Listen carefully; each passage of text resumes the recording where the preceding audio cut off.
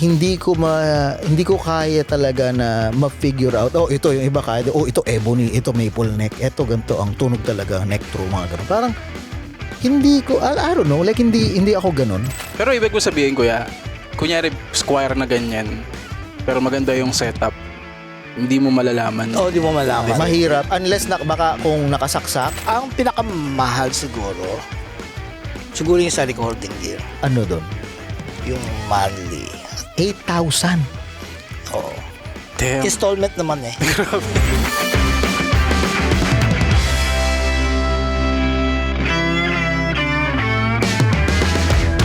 Ayun, welcome! Magkakasama na naman kami ng mga paborito kong musikero. Linggo-linggo at maskinis na Snow. Welcome sa TKP, Andy at saka Kyle. Welcome. Yan. At kumusta ang mga buhay natin? During the storm. May wala sa bahay. Pinapanood kung gaano kataas yung snow sa bintana dahil lumilinya siya. Napansin ko pare, speaking of snow, ganda ng gitara mo parang snow. Yan Mukhang naman. bago, men. Ayun. Katas ba yan ang ano? Actually, papasko ni Kyle. Ito, wala pang pamasko ako. Wala pang pamasko. Sana galing sa akin. Katas ng Longamakway. Yun. Let's say hello to Teputs. Yan ang pangalan niya. Baka niya tepots. Si Teputs. Ako mga babae, pangalan mo sa akin. Eh. Anong klaseng tele nga yan? Telerito, Teleron. Ano nga ba to? Teleserya. Ultra 2. Ayan. Nakang puta. Ultra. Ang una kong tele. Ganda ng pick guard eh. Ganda. Yung pick guard Speaker na yan, pa, anong tawag sa ganyan? Anodized. Ewan ko. Yata, hindi ko alam. Anodized nga yata, parang ganun. Talagang nakalawit yung nakalabas talaga yung American flag. Parang may tariff yun Naku naman. Parang may tariff yun, man. Change topic. Hindi. Change topic. Anyway, exciting kasi, nandito na naman tayo na magja-jamming at sa huli, i-share natin yung hopefully mabubuo natin. So, sa ngayon, stay tuned para madinig nyo at makita nyo ang konting jamming namin dito. Okay? So, stay tuned.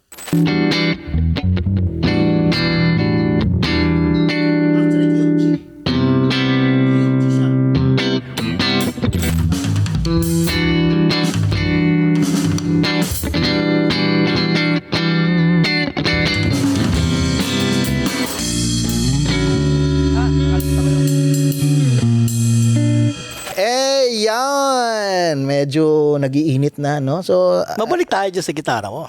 Anong pakaramdam niyan kumpara sa PRS pagdating do sa handling, yung feel? ako, alam mo, sa totoo lang, hindi ko kaya talaga na ma-figure out. Oh, ito yung iba kaya. Oh, ito ebony, ito maple neck, ito ganito ang tunog talaga, neck through, mga ganun. Parang hindi ko, I don't know, like hindi ako ganun. Yung pag-play mo, nahirapan ka ba? Mas nadadalian ka? Para sa akin kasi, sa experience ko, 80% na kung nahihirapan o nadadalian is nasa setup ng gitara. Meaning sa strings, kung ano yung baka napabayaan, yung action, gumano na. Mahirap para sa akin na parang i-rate. Kasi halimbawa, tatanda ko dati, nung binili ko yung acoustic, di ba? Yung acoustic, kaya talaga na-inlove ako, ang sarap tugtugin, ang gaan. Lalo na tayo, hindi naman tayo talaga full-time ng mga musikero. So, medyo mahina na eh, 'di ba? So, gusto mo lighter yung action, 'di ba? Lighter yung string. So, ang sarap. Tapos nandito na, napansin ko after mga ilang months, ilang years, parang humihirap. Iba na Gets mo? itunog. So, kumaga para sa akin, parang kung i-judge ko, same na gitara, Taylor, 'di ba? Na okay lang. Wala na bago, pero dahil sa action niya or yung setup, medyo I don't know, string ganon, nawala yung parang hindi na siya ganon ka pleasant i-play. Sa akin, sa experience ko, basta tama ang pagka-set up, lalo kung hindi nakasaksak, ayokong i-judge agad na parang, wow, ganon. So far, obviously, bago, maganda ang setup, ganyan, enjoy ako. And ang primary reason kung bakit nagustuhan ko tong tele, maski dati pa, ay yung simplicity na versatile. Tatlo lang yung switch, 'di ba? Like dati kasi kumuha ako ng Strat and never ako naging Strat guy. And parang ang dami ng position. So parang like 80% doon ang ginagamit ko lang naman yung ito. So parang I think lahat magagamit ko. Hindi mo na-differentiate yung tunog dun sa PRS mo? Sa tunog, yeah. Kasi merong Iba yung tuwang niyan eh. yung Yung pickup, iba yung pickup. iba yung pick up, pero may coil top din naman yung PRS. Pero syempre, yun nga medyo iba. Pero at the same time, yung PRS na yon hindi na like kopong-kopong pa yung string noon, hindi na set up. So I bet you kung bago ang string noon at tama yung pagka-set up, I think yung tunog is yung coil yung is like okay. Pero definitely at least meron na akong tele. Something na I think isa sa mga legendary, iconic talaga na Classic. nag-shape sa music, from panahon ng mga Beatles, Hendrix o Chili Pepper. Lahat. Sobrang versatile, jazz, lahat. Ganun din ako sa bass naman. Halos lahat naman mape-play kung payat or thick. Pero sa gitara kasi since hindi naman ako talaga magaling mag-gitara, yung may difference sa akin eh. Kunwari, may ibang tao ganun din. Kunwari, sanay sila sa Ibanez, which is payat yung neck. Tapos bigla mag-Gibson sila, mataba. So medyo naninibago sila. Yun yung ibig sabihin ko na feel. Yeah, ito, dadagdag ko lang Yan, pagdating dyan sa mga neck, Okay ka lang. hindi ko ma-distinguish. Kasi para sa akin, depende sa mo yan sa parang playstyle mo halimbawa. Na baka mamaya ang playstyle mo, mas talagang pabor sa'yo yung mas makakapal na neck. Sa kamay din siguro, no? Kasi yung mga iba na, kahit mga mismong musikero na sinasabi nila mas gusto nila, Strat, o kundi, it's either Strat or Gibson na Les Paul. Kasi nga, yung siguro sa kamay nila Baka, siguro. So, hindi ko, again, kamay or kung ano yung komportable ka. Kasi o nakasanayan mo. may iba ang style sobrang ang galing puro mga pull off, mga bend, di ba? So baka importante yung muscle na na-develop ng daliri nila is certain way, kaya big deal sa kanila pag magja-jump ng yung radius ganun. Pero ako talaga wala akong hindi ko masabi sa iyo. I'm sure may mga tele na o Strat na may mga D, nakita ko C, mga ganun. Hindi ko may mga dito. Para sa akin pa rin yung action. Yun ang yung malaking bagay. The rest wala, hindi ko ma-judge. Ako hindi ko rin alam, meron akong gitara na mga makakapal yung neck. Hindi ko rin, sa totoo, hindi ko rin nalalaman kung anong klaseng neck, kung ano yung mga klase ng neck. Hindi ko rin nalalaman sa unang hawak. Basta alam ko lang pag hawak ko maganda. Pag okay. Meron akong gitara na makakapal yung neck tsaka maninipis. Muscle memory ba yung tawag doon? Siguro depende alam mo na, depende sa nakasanayan mo eh. Pero kasi kunyari tatry ko matagal kong tutugtugin yung maliit yung neck. Paglipat ko doon sa makapal, hindi na ako sanay. Yung nga yung sinasabi ko yung kasanayan din siguro ng ibang tao. Kunwari, siguro sponsored ka kunwari ng Strat. Puro Strat ka, suddenly nag-change ka ng iba. Pero ibig mo sabihin, kuya, kunyari Squire na ganyan, pero maganda yung setup, hindi mo malalaman. Hindi mo malalaman. Mahirap unless baka kung nakasaksak tapos yung iba I think baka mas may noise pag may certain mga effect o baka yun yata obviously mga kaya mura yon is mas yung mga electronics niya baka may problema yung neck, may warp na or baka pero halimbawa brand new, di ba? Parang mahirap kung hindi nakasaksak ka assuming na na parang tama yung pagka-setup, brand new yung string, parang hindi ko kayang ma-figure out. Ang magalit sa atin yung mga guitar purist dyan. Kung alam ko na araw-araw ko nagigitara, na talagang gitarista talaga ako, baka obviously kung ganun ka, mas magiging sensitive ka eh. Ngayon naman, alam ko naman na papalit-palit ka ng gitara. Hindi na papalit-palit. Once a week ako nagigitara. Once a week tayo nag-jamming, di ba? So parang end of the day, hindi na ganun talaga katalas din yung, wala na yung mga kalyo ko na, wala na.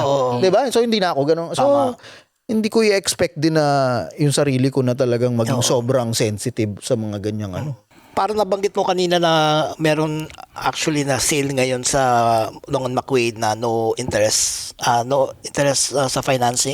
So gusto ko lang ibalik yan kasi isang malaking bagay yan dito sa Canada eh. As isang musikero, malaking bagay yan, especially pagka bumibili ka ng gear, tapos syempre hindi mo naman ma-afford na bilhin siya ng cash or ng one payment lang. Kaya maganda talaga siya. Malaking bagay, especially pag zero interest. Ikaw ba, dito sa Canada, ano yung una mong natatandaan na talagang big deal kasi ni financing mo? Les Paul siguro. Ano ba sa gitara? Kahit ano. Ano yung talagang first time mo experience na financing versus credit card kasi na malaki, bahay. Oh. Ay, hindi, sorry. Na musical, musical. So, ang pinakamahal siguro yung sa recording gear. Ano doon? Yung monthly. I think naka 8,000 na ito. Hindi, para sa ano yung monthly? Para sa naka... Ano yun? Mic pre. 8,000. Oo. Damn. Installment naman eh. Grabe. Ito ba yung mga 0% or... Hindi yata 0%. Pero, seven, ano kasi, pwede ka mag-trade in din kasi na kaya malaking bagay. Yun ang maganda kasi sa Long and McQuaid, pag meron ka pang medyo magandang item na sa kanila mo rin binili, nababawasan. Alam mo, lahat tayo dito nagre-recording iba't ibang ng generation, 'di ba? Iba-iba ng mga style. Pero ano ang nag-udyok sa para sa panahon na may mga $100 na mga Apogee na mga interface ngayon, 'di ba? May mga maliliit pang laptop, Thunderbolt, ganyan na pristine, like bakit nag-invest ka ng ganun sa monthly? Or sa anong special dun? Hindi kasi naalok sa akin yun. Tsaka napapanood ko sa mga, diba dati yung time na yun, diba nag-aaral tayo, gusto natin matuto, ganyan. Kumbaga parang ginanahan din siguro ko na, siguro may pagka-impulse din. Tapos, mag-birthday ako nun eh. Parang sarili ko, parang pamilya ko nasa Japan nun. Parang, parang gusto ko bumili parang isa para sa sarili ko na Tapos nasabi sa akin na maganda to, versatile, lalo na sa iba, maraming genre. Nasabi rin sa akin na na okay to kasi bihira to dumating dito sa Canada. Bihira. So, pagkakataon mo na to kasi mabilis-mabili to. Yun ang sabi sa akin. Ilan channel yan? Isa lang. Wait, anong pangalan? Monthly. Ano to? Preamp. Preamp? Oo. Voice box. Oh, 8,000. Pero napansin ko kasi, lahat ng dinadaan ko doon, warm talaga siya. Anong ibig sabihin ng warm? Yung parang buo siya makapal na parang in your face yung dati. Hindi siya yung parang matinis na, alam mo yun, parang analog sound talaga siya.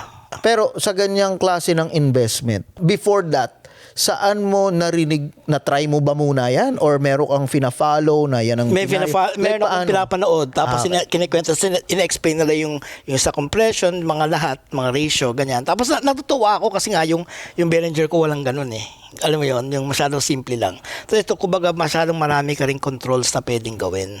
Kumbaga hindi ko naman siya nararamdaman masyado kasi ino-automatic bawas na sa sweldo, sa ATM ko. Tapos hanggang sa parati na noon na parang nakaka-addict din kasi eh. Alam mo yun, yung kuwari, sa gitara, kuwari, hindi mo naman siya mabibiling buo kasi nga mahal. Tapos may mga ma-offer sa yung ganito. Tapos nakataon pa, attic sale o ano man, di ba? Pwedeng payment plan yun kahit mga ganong time di ba? Pwede ba natin explain sa mga nanonood kung para saan ba yung preamp sa recording? Kuwari, pwede mo ka rin gamitin sa bass yun, ganyan. O pwedeng, lang kasi siya, kumbaga may, yung certain preamps, may mga color siya. Kunwari, mga iba siya, yung API, ganyan, may kanya-kanyang mga color siya kumbaga.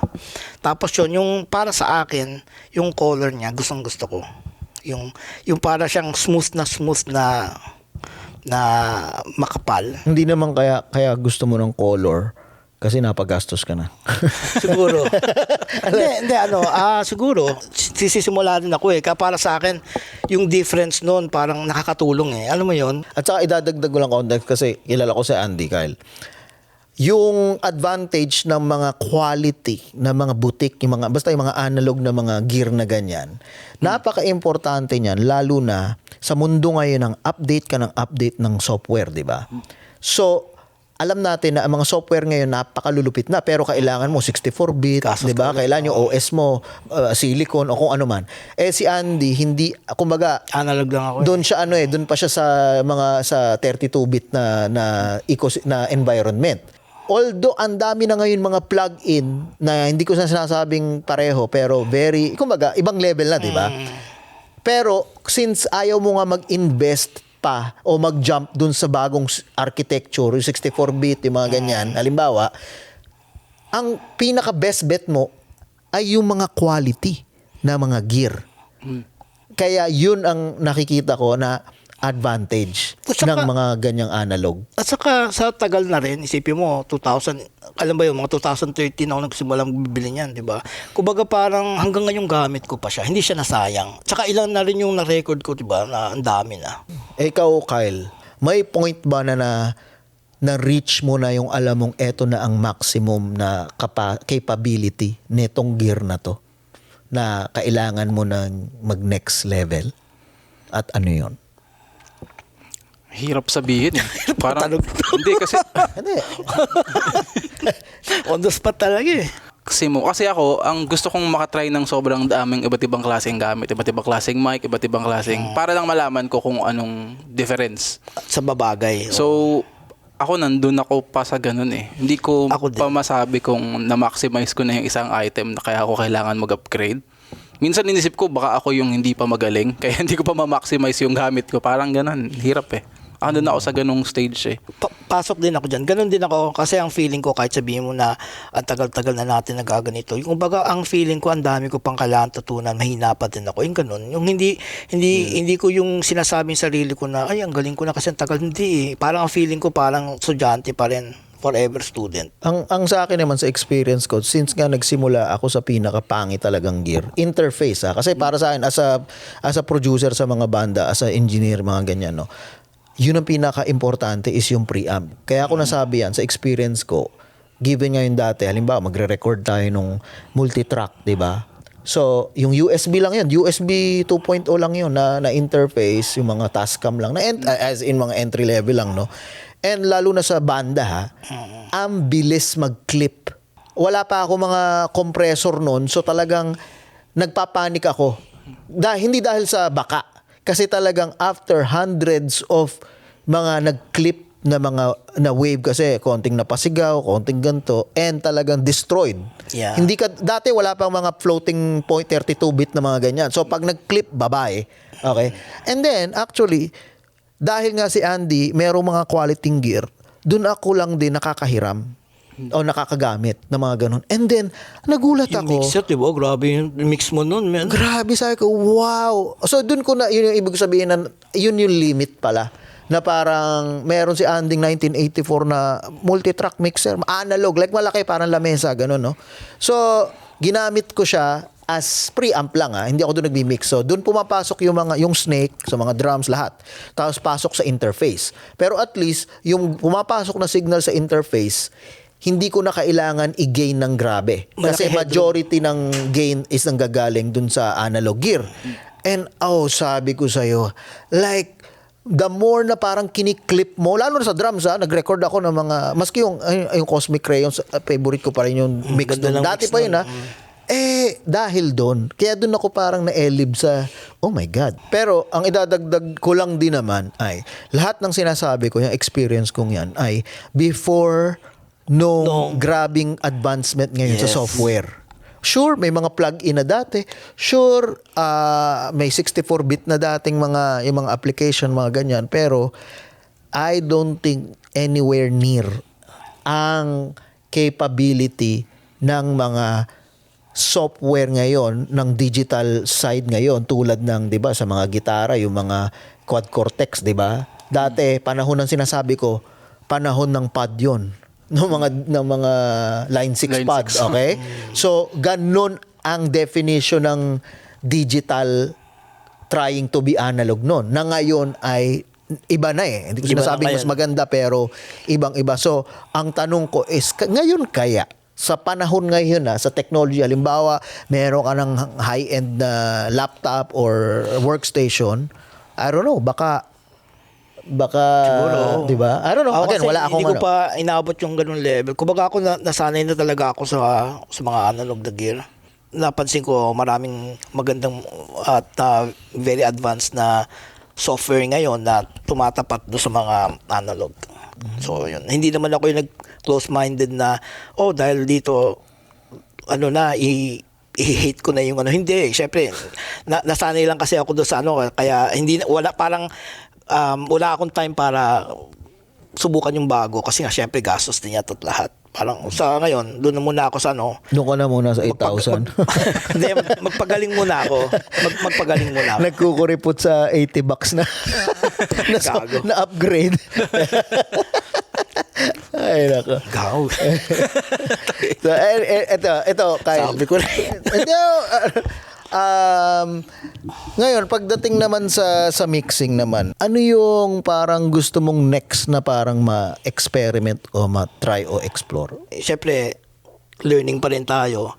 Gusto ko mas i-master yung mga parallel compression, nakasama sa mga, alam mo yung i-compress mo lang yung tamang frequency para sa, o kundi sa mga reverb, mga ganon.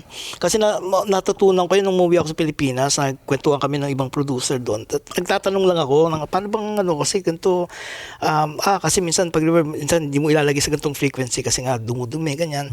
Yung kumbaga, ngayon tinatry ko na siya i-apply. At natapos ko, dapat pala hindi ko nilalagyan yung bass ng ganito, yung para sa vocals. Yung marami ako natututunan ng mga gano'n. So, in-experiment ko, syempre, trial and error pa rin yan. Di ba? Kumbaga, andun naman tayo, kumbaga, parang beginner tayo. Pero natutuwa ako kasi kumbaga parang, yung mga bago na natututunan ko na hindi ko naman nagagawa noon kasi nga puro YouTube. I mean, nasa YouTube din naman yun, pero iba yung pagka in-explain sa'yo ng tama. Hindi yung parang may paikot-ikot pang pinapatagal dahil yung sa content. Feeling ko napakababa pa nung skill level ko pagdating sa pagpaproduce ng music or pag-i-engineer. Kaya yung mga minimix kong music, pang demo lang. Pero kapag totoong na, sa iba namin pinapagawa. So, ibig sabihin, mas nag-aaral pa ako ngayon about sa lahat. Pero yung kanta nyo ba, yung bago, yung sa sa Tagalog, yung sa Panganib? Anong Panganib, song? oo. Ikaw ang nag-mix nun? Hindi ako nag-mix. Sino ba yun? Si Gab yun. Oh. Siya yung, yun, ako yung gawa-gawa ng mga demo kasi. Pero pag mga final mix, hindi pa ako confident sa ganun eh. So, siya. Kami gumawa, siya lang yung talagang kasi nga, mix and master. Pero totoong drums yun? Hindi. BD. Oo. Ako parang ganda na drum. Galing na pagka-mix ng drums. Mahirap mag-drum track tapos ipapasa doon. Alam mo yun, mga ganun. Mas madali. Pero ikaw, Philbert, sanay na ka na sa mga ganyan eh. Di ba? Well, no choice. Dati is pag sinabi mong MIDI ang drums, like iba ang quality ng MIDI ngayon sobrang iba ng klase talaga, no? Hindi mo na malalaman. Grabe yung flexibility mo, yung ganon, yung lahat. So dati no choice ka kundi mag-record, lalo na banda ako again. Record tayo. Ako hindi ako sa ibang halimbawa hip hop hindi ako doon, pero pagdating nga sa banda kasi banda ako, mahasak, no choice. 'Di ba? So and alam mo dati nung sa M Studio pa, sabihin ko sa'yo, ang mga gamit naming gear doon, yung mga mic, as in talagang like talagang kung ano na lang.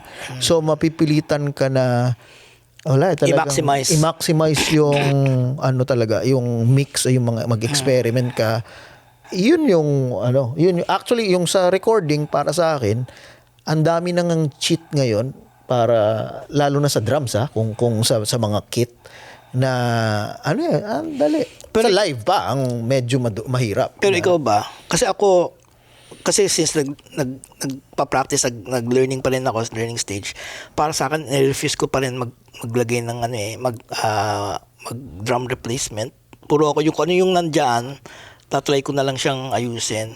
Minsan, syempre, mahirap pag hindi maganda yung pagka-record, talagang mahirap eh. Pero alam mo yung sinasabi ko, kasi hindi naman sa dahil na chini-cheat ko siya, pero gusto ko talaga matuto eh. Kaya pinipilit ko pa rin kahit na bahala na kalabasan. Ano ibig sabihin ng drum replacement? Wala, papatan yung snare kasi nga, hindi ba saan maganda yung record. MIDI, may mga ganun. Papatungan. Papalitan. Ayoko rin ng ganun. Ayoko ng ganun, oo. Ang only way lang talaga, kailangan mo i-train ng tenga mo eh. Kasi ako tanongin mo ako sa mga EQ, anong frequency, limot ko na yan. Sure, pwede ko alala, pwede ko pero again, ito, lahat yan, di ba? Yung napakinig nila, lahat is live, di ba? Na ito, madalian, na ganyan. Pero again, hindi naman rocket science yan. Like tenga, pero yun nga, para, actually, bago tenga, ang importante ay yung drummer. Sa context tayo ng drummer Okay. So sa dami ng tumugtog dito, sa dami ko na minix para sa broadcast, para sa live, para sa house, lahat yan, di ba? Sasabihin ko pa rin na maski ang skill set ko, ang technical skill set ko is hindi naman nagbabago in the last year pareho naman, di ba? 80% ay drummer pa rin. Skill ng drummer. So kaya ang hirap masyadong mag-focus sa technical side. Kung ang problema naman talaga pala is lampa yung drummer. O hindi consistent yung drummer. Hindi consistent sa kick, hindi consistent sa ganon. So parang hindi ma-fix yan ng pangit pa rin ang tunog. 'Di ba? Overall. Ganon din yung approach ko pagdating sa recording na producer ba ang dating ko dito na talaga ako magpo-program ng drums. Therefore, hindi naman talaga ako drummer. So, might as well, baka gumamit ako ng mga loop o ng mga drum packs, di ba? Okay lang. Or, ako ba ay may pumunta bang banda dito na talagang sobrang prepared, sobrang hasa talaga na gusto ko talagang ma-represent, ma-capture yung essence ng drummer. Therefore, wala sa usapan yung mga replacement na yan. Diba? Then, mako-complement nun yung, alam mo, yung tenga mo nga na, okay. Kasi, pareho kayong, as a producer, mas nag-a-add ka ng value. Kasi maganda na yung foundation versus as a producer, ang tinatry mo ay, okay, balansihin yung mga waveform kasi sablay yung mga Yung baisa. tapos wala sa click track, tapos basta hindi ang laking difference. Laki talagang difference. Especially sa dynamics. Isa dahil ipapatay-pantay mo pa eh. Hindi mo hirap dun eh. Para sa mga di nakakalam, 80% ng mga bandang pangit tumugtog dahil sa drummer. Oo, totoo. Alam niyo ang mahirap din doon, hindi siya sa technical drumming skills eh. Nasa kung paano mo paluin ng tama yung, di ba? isa pa. Consistency. Oo eh. Pag sinabi natin consistency, hindi naman sa nawala yung dynamics. Okay? Paano kung gusto kong pahinain to? Paano kung gusto kong ganun? Pwede pa rin eh. Pwede pa rin. Hindi, yung isa pa is yung preparation din ng drums. Kunwari, hindi na check maigi, nagbo-boom yung isa or make rattle sound, yung mga ganun. Yung isang malaking factor. Katulad dito kanina, 'di ba? Kasi madalian tayo. Nang nag-line check ako ng floor tom, 'di ba? Rattle. Kailangan mabilis. Di pinalta Palit yung mic. ng SM58. Yan sinasabi ko na para sa akin.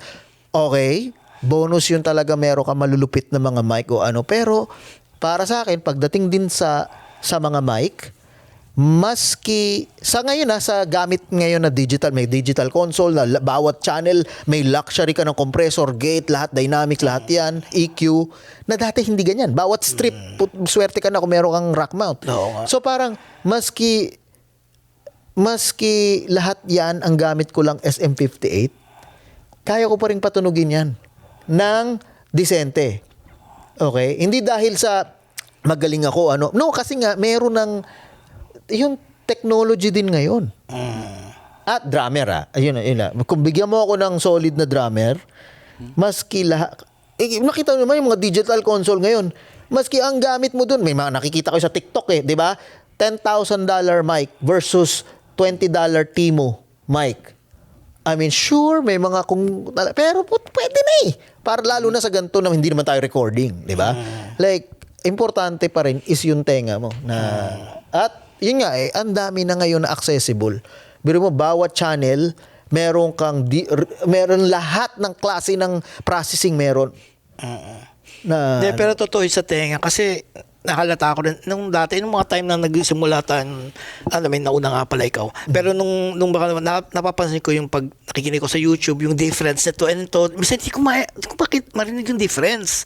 Pero ngayon pag binalikan ko na, alam ko na kung ano yung difference. Narinig mo na, yung nat-train ka na, yung dati, hindi ko marinig talaga yung difference ng dalawa, yung on and off, alam mo yun? Tapos, ngayon medyo naririnig mo na, kumbaga siguro nga natitrain ka na ng konti. Kahit yung maliliit na lang, yung mga parang, yung kahit nga doon sa mga subtle gate lang na narinig mo na okay. Kailangan mo lang gawin ang gawin. Oo. Alam mo dati pa, nung nagte-tech pa ako sa kusina, mga banda rin, di ba? Basic mixer, yung walang processing. Ibig ko sabihin, bawat channel, and live drums yan, live Direct drums, talent minimix siya, ko. Walang EQ lang, at saka yung preamp, no? At saka yung fader. That's Basic only. That's it. Standard yan na analog na mga setup dati. Ang mga analog mixer, okay, wala yang usually unless yung mga big console na, wala yang dynamics processing, Yes. wala rack mount, lahat yan. So ang ginagawa ko pa dati, meron lang ako, kasi nga, ako pa, sarili ko yon, personal. Actually, nakausap ko si Bong, bumili ka ng sarili mong compressor. Rack mount yan, dual channel. Ang isang rack ng compressor, halimbawa. Live drums Gusto kong gamitan ng halimbawa lang ang compressor, ang snare. So, dala-dala ko pala yun. Nung una, meron akong personal na na rack mount na DBX na compressor, meron pa yung insert cable, ilalagay mo yan dun sa ano. So ganun ka-hassle dati para sa isang channel lang yun ha. Actually dalawa. So alam ba, snare at saka kick. Ayan. Yun, yung isang rack mount na yun para sa snare and kick. I wish meron pa ako dating rack mount para sa vocals, para sa actually ako rin nagdala ko ng sarili kong reverb doon.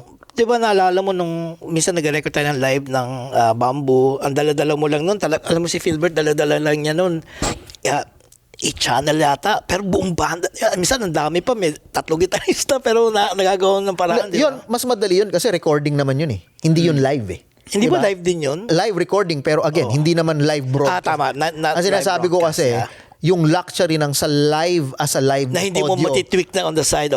Like kailangan mo ngayon, 'di ba? Ang Real time. sobrang affordable, accessible na mga digital console. Lahat 'yan ay merong lahat na ng mga rack mount na i-wish mo lang. Talaga, Na dati nga, not too long ago nga, Ultimo Reverb rack mount pa yan, ay ganun ka, na parang hindi mo dapat i-take for granted yung meron ngayon. Kaya Grabe ngayon, Grabe na ngayon talaga. Again, yung gamit natin dito. Usually, digital console ngayon, sa ngayon, meron na. lahat yan ay halos pare-pareho. Preference na lang yan. Lahat ng kailangan mo nandiyon na. Lahat. EQ, pwede mo mga subgroup, ay, Diyos ko. Pero, the same token, para sa mga enthusiast, para sa mga audiophile, maganda pa rin na ma-experience din yung mga limitation. Para talagang ma-maximize nyo yung mga bagay na may access kayo. Totoo yan. Na swerte. Kasi dati, lang talaga yan. So, yun. Yun ang So, anyway, Tatapos na tayo. Oo nga, nakaraos tayo. Maraming salamat. Sana sa mga nanonood, no, may mga na-pick up kayo. And again, usapang mga lang to. Kami-kami. Kami-kami, mga... Hindi kami na professional or what. Lang talaga kami. Based on experience lang. Hindi, totoo naman, di ba? Ito naman si preamp eh. Ito naman to si Fanny Serrano. Ayun ako na. Sa susunod na episode, yung susunod na finance mo. Mahal. Yung mga sinubo mo. Ayun, tatapusin na natin to. Maraming salamat. Magkita-kita tayo next time. Pero, eto, yung, paparinig namin sa inyo, yung nabuo namin. Again, ito, impromptu, jamming talaga, and thankful ako na, at least once a week, ay nakakapag-improvise tayo at nakakapag, tayo, ng mga ideas. So, yun. Kailangan lagyan ng vocals. Yeah. Ayan. Okay.